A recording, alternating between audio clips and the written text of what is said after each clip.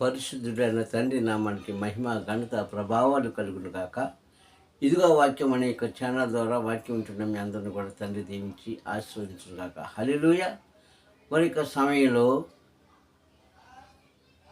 వాక్యాన్ని మనం జ్ఞాపకం చేసుకుందాం. నేటి వాక్య అంశము మెలకువ కలిగి ఉండుట. హల్లెలూయా. ఈ వాక్యం మీద మనము కొన్ని మాటలు గ్రంథం నుంచి నేర్చుకుందాం. ప్రియ సంగమ, మెలకువ కలిగి ఉండడం అంటే ఏంటి? నిద్రపోకుండా ఉండడం, అంతే కదా.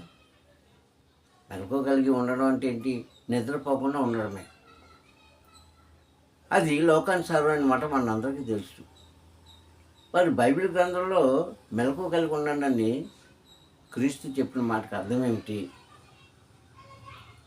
అందుకని అంటారు కదా, మార్కు సువార్త 13వ అధ్యాయంలో ఇంచుమించుగా 33వ వచనం నుంచి 36వ వచనం చూసుకుంటే, మీరు మెలకువ కలిగి జాగ్రత్తగా ఉండండి అన్నాడు. మొదటి మాట ఏ విషయంలో అన్నాడు? ఎందుకన్నాడు ఆ మాట? ఏ సందర్భాన్ని బట్టి ఆయన మాట్లాడాడు క్రీస్తు అంటే? ఆయన అంటారు కదా, రేపు ఏమి సంభవించబోతుందో మీకు తెలియదు. ఒకటి. రెండోది, మీ జీవితంలోకి మేలు ఎలా వస్తుందో మీకు తెలియదు, అలాగే కీడు కూడా ఎలా వస్తుందో మీకు తెలియదు. కనుక వీటిని జ్ఞాపకం చేసుకొని మీరు సౌఖ్యంగా ఉండులాగును, నీ కుటుంబం సౌఖ్యంగా ఉండులాగును, నీ బిడ్డలు లేకుంటే నీ భర్త భార్య చక్కగా ఉండులాగును ప్రార్థన చేయండి అని. అదే మాటకు అర్థం. అడగండి తండ్రిని ఎప్పటికప్పుడే ఏ రోజుకి ఆ రోజే నూతనంగా అడగండి ఆయన్ని. అడిగితే ఆయన మాట్లాడతాడు. ఆయన మాట్లాడే తండ్రి, సమాధానం ఇచ్చే తండ్రి, చక్కబెట్టే తండ్రి, శాంతిపరిచే తండ్రి, కృప చూపించే తండ్రి. కనుక పరమ తండ్రి మీకు ఇవన్నీ ఇస్తున్నారు కనుక మీరు కొంచెం ఆలోచన కలిగి, మీరు కొంచెం అనకువ కలిగి, ఆయన యందు విశ్వాసం కలిగి, నా తండ్రి యందు మీరు అడిగితే ఆయన ఇస్తాడు అంటున్నాడు. అదే మెలకువ కలిగి ఉండడం అంటే. అంతేగాని నిద్రపోకుండా ఉండడం కాదు. చూడండి, విద్యార్థులు చదువుకుంటుంటారు. వాళ్ళ పరీక్ష కాలంలో తెల్లవాళ్ళు కూడా చదివే ఆ సందర్భాలు వచ్చేటప్పుడు వారు నిద్రపోకుండా కొన్ని ద్రవ పదార్థాలు వాళ్ళు తీసుకుంటుంటారు. ఘన పదార్థాలు కాదు, అంటే గట్టివైన ఆహారం కాదు. ద్రవ పదార్థం అంటే నీళ్ళకు సంబంధించింది. అది టీ కావచ్చు, కాఫీ కావచ్చు, నిద్ర రాకుండా ఉండడానికి. ఎందుకంటే వాళ్ళు చదవాలి కనుక. అది మెలకువ కలిగి వారు చదువుకుంటుంటారు. ఈ మాటకు అధిక అర్థం కాదు. మన జీవితంలో ఎప్పుడు ఎలా ఏది సంభవించబోతుందో మనకు తెలియదు. మరొక మాట ఏంటంటే, నేను దొంగ వలే వస్తాను అంటాడు ప్రకటన గ్రంథంలో. ఎక్కడికి? తన ఇష్టమైన భక్తుల దగ్గరికి, తను ప్రేమించే ప్రజల దగ్గరికి, తనను ఆరాధిస్తున్న జనం దగ్గరికి దొంగ వలే వస్తాను. అది దీపాలు ఉంటుండగా రావచ్చు, దీపాలు ఆర్పేసిన తర్వాత కూడా రావచ్చు. అంటే ఏంటి? మామూలుగా సాయంకాలం రావచ్చు, మధ్యాహ్నం రావచ్చు, లేదంటే పొద్దున్న రావచ్చు వెలుగులో, లేకపోతే పడుకునే టైంలో అర్ధరాత్రి రావచ్చు, 3 జాములు రావచ్చు, 4 జాములు రావచ్చు. ఆయన ఎప్పుడైనా రావచ్చు. ఆయన రాకడం మనకు తెలియదు. ఎందుకు వస్తారంటే, మన భక్తిని చూసి, మన ప్రవర్తన చూసి, ఈ కుమారుడి కుమార్తె నాయంది ఎంత భయభక్తులు కలిగి జీవిస్తున్నారో పరీక్షించడానికి నీ దగ్గరికి వస్తాడు. ఆయన నీ దగ్గరికి వస్తాడు కనుక ఆ సమయం మనకు తెలియదు. కనుక దొంగ వాళ్ళే వస్తాడు, అర్ధరాత్రి వస్తాడు, మిట్ట మధ్యాహ్నం వస్తాడు, సాయంకాలం వస్తాడు, ఎప్పుడు వస్తాడో మనకు తెలియదు. అది మనకు తెలుసుకొని మనం ఏం చేయాలి? నిత్యం కూడా ఆయనతో ప్రార్థనలో గడుపుతుండాలి. ఒకటి, ఆయన వాక్యాన్ని దగ్గరగా ఉండాలి. 2, మూడోది, ఆయన పరిచర్యలో ఇంకా మనం అనుకోగలిగి జీవించాలి. ముఖ్యంగా మనము నిర్లక్ష్యంగా కాకుండా, అహంకారంగా కాకుండా, వినయ మనసు కలిగి అణిగి మణిగి ఆయన దగ్గర మనము ఉండిన ఎడల ఆయన మనకి ఈవులు ఇవ్వకుండా పోడు, ఆశీర్వాదాలు ఇవ్వకుండా పోడు. మనం ఆయన ఆశీర్వాదాలు మనం పొందుకోవాలంటే మనం ఏం చేయాలి? మెలకువ కలిగి ఉండాలి. హల్లెలూయా. ఇది చేశారండి ఒక 5 కన్యలు, మనకు తెలుసు కదా. మత్తయి సువార్త 25వ అధ్యాయంలో ఆ మాట మనకు కనిపిస్తాయి. పెండ్లి కుమారుడు రాకడ కోసం ఎదురు చూస్తున్నారు 10 మంది కన్యకలు. అందులో 5 నిద్రపోలేదు, 5 నిద్రపోయారు. ఈ ఐదుగురు ఎదురు చూస్తున్న 10 మంది వచ్చారు అక్కడికి. ఆసక్తితో వచ్చారు. ఎందుకు? రాజ్యంలోకి ప్రవేశించాలని, తండ్రితో మాట్లాడాలని, ఆయన చూడాలని, ఆయనతో కలిసి ఉండాలని ఆసక్తితో వచ్చారు, భక్తితో వచ్చారు, భయంతో వచ్చారు, విశ్వాసంతో వచ్చారు. కానీ మధ్యలో వీళ్ళు ఏం చేశారంటే నిద్రమత్తులైపోయారు. ఐదుగురు మాత్రం మేలుకొని ఉన్నారు. ఆయన అర్ధరాత్రి సమయంలో వచ్చాడు. వచ్చిన వెంటనే ఐదుగురు కూడా ఆయనతో వెళ్ళిపోయారు. నిద్రమత్తులైన వారు బయట ఉండిపోయారు. ప్రియ సంగమా, కనుక ఆయన ఎప్పుడు నీ జీవితంలోకి వస్తాడో, నీ దగ్గరికి వస్తాడో మనకు తెలియదు. కనుక ఆయన రాకడ కోసం మనం ఎదురు చూస్తున్నామని వాక్యం చదువుకుంటాము, ప్రార్థన చేస్తాము, లేదంటే ఏదో కొన్ని మాటలు కూడా చెప్పుకుంటాం కదా, మంచిదే. కానీ ఆయన ఎప్పుడు వస్తాడో మనకు తెలియదు. కనుక నీవు సిద్ధపడి ఉండాలంట. ఎక్కడ సిద్ధపడి ఉండాలి? చక్కగా బట్టలు, సూట్ కేసులో బట్టలు సర్దేసుకొని, లేదంటే బ్యాగులో అయినా పెట్టేసుకొని, వాచీలో ఉంగరాలు పెట్టేసుకొని, మంచి బట్ట వేసుకొని సిద్ధపాటు కాదు, ఆ సిద్ధపాటు కాదు, ఆత్మ సిద్ధపాటు కలిగి ఉండాలి. ఆయన ఎప్పుడు పిలిస్తే అప్పుడు అవును ప్రభా నేను ఉన్నాను అన్నట్టుగా ఉండాలి. సమూయేలు పడుకున్నాడండి. చిన్న బాలుడు కుమారుడు మత్తులో పడుకున్న వాడికి మాట వినిపిస్తుందా? కానీ సమూయేలు పడుకున్నాడే కానీ తన ఆత్మ తండ్రితో సంబంధం కలిగి ఉంది. హల్లెలూయా. మొదటి సమూయేలు గ్రంథము 3వ అధ్యాయంలో మాటలు మనకు కనిపిస్తాయి. అక్కడ తండ్రి వచ్చి సమూయేలు అని పిలిచాడు 3 సార్లు. పిలవగానే అతడు అంత నిద్రలో కూడా ఆత్మ మేలుకున్నది కనుక, ఆత్మ ఆయన మీద ఆనుకున్నది కనుక వెంటనే లేచి, నా ఏలిన వాడా నన్ను పిలిచావా అని ఏలియా అనే ప్రవక్త దగ్గరికి వెళ్ళాడు. ఏలి కాదు, ఏలి అనే ప్రవక్త దగ్గరికి వెళ్ళి, నా ఏలినవాడ నన్ను పిలిచావా అంటే ఆయన అంటాడు, ఏలి ప్రవక్త అంటాడు కదా, సమూయేలు నిన్ను నేను పిలవలేదు నాయన, వెళ్ళి పడుకో అంటాడు. మళ్ళీ పడుకున్నాడు. మళ్ళా అదే తలంపు, మళ్ళీ వచ్చాడు, మళ్ళీ అడిగాడు. మళ్ళా 3సారి కూడా వచ్చాడు, మళ్ళీ అదే మాట.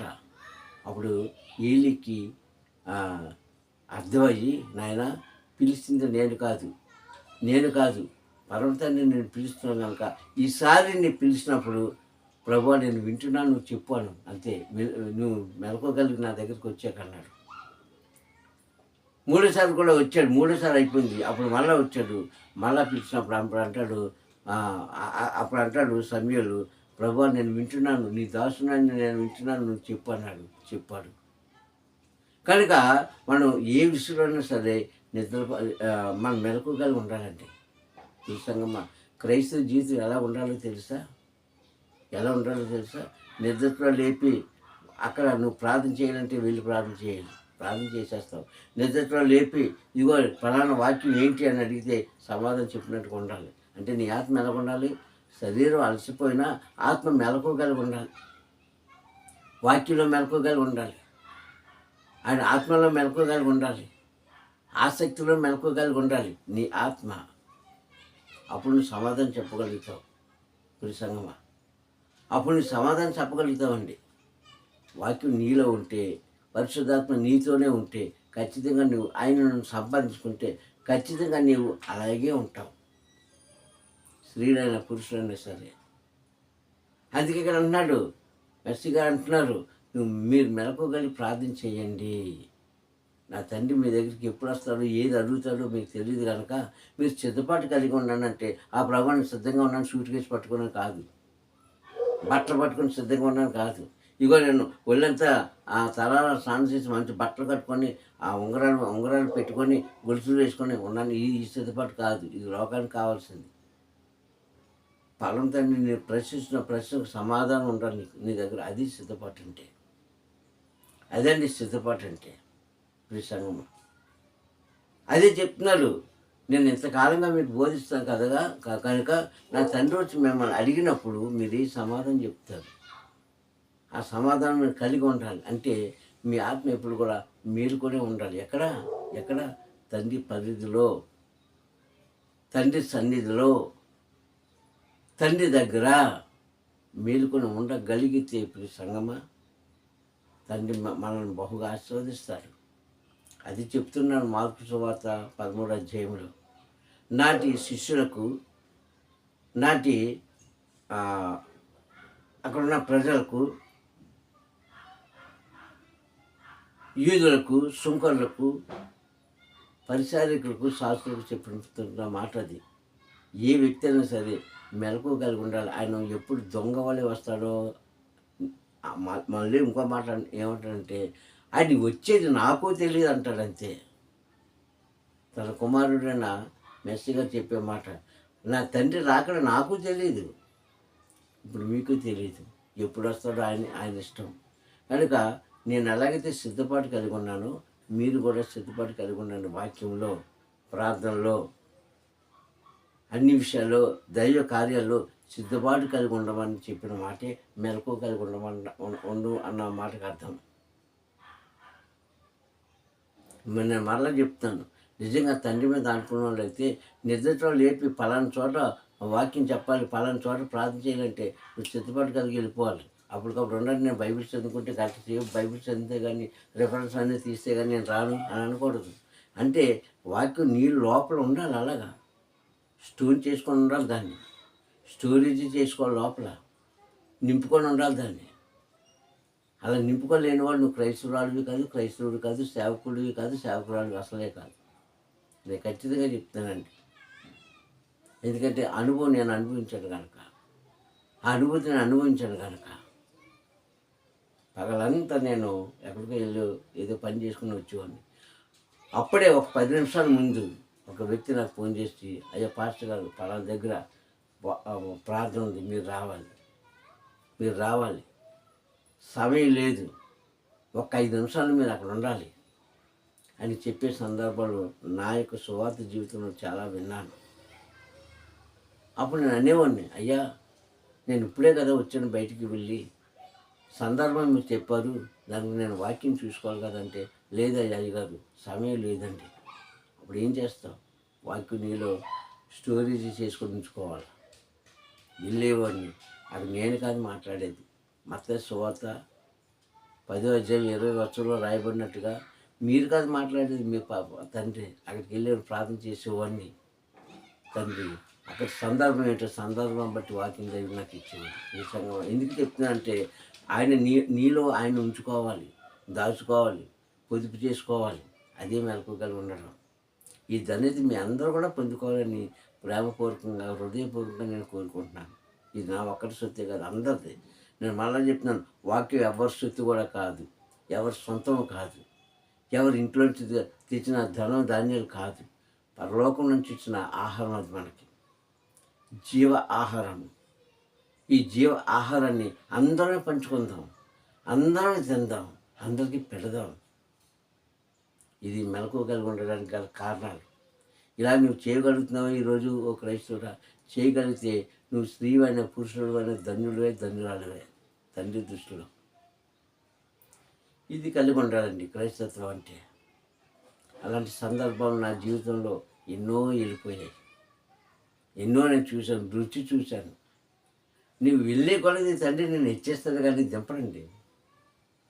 నువ్వు ఆసక్తి చూపేయగలిగితే నీకు మంచి ఈవులు ఇస్తాడు కానీ నిన్ను నిరాశపరిచే తండ్రి కాదు. ఆశీర్వాదం మీరు కూడా పొందుకోవాలని ఆరాటం, పోరాటం ప్రతి ఒక్కరు. ఎందుకంటే ఈరోజు నేను ఉంటాను, రేపు ఉన్నాను.